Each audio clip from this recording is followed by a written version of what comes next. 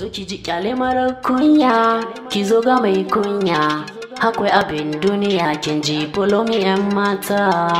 Dace ne na yakan soyayya, wata yarinya akwai ta da kunya. Kin yi daban ko can kasar Saudiya, gashin kanki akwai walƙiya. Kin karbi awad gurin kwalliya. Mata na ce ku share hanya, tawada ta iso kawai sai jiniya. Hasken fuskar kewa zinariya, manta da suke baro su a hanya.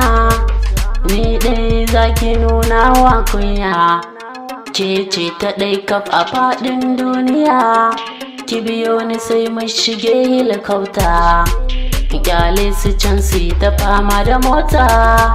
Ta gaza canza na kai kiki huta, rashin kigaran ya sanya makanta.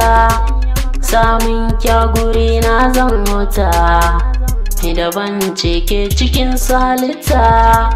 Duniya ta soke kika ciri tuta, ƙaraso guna ki karɓi sarauta.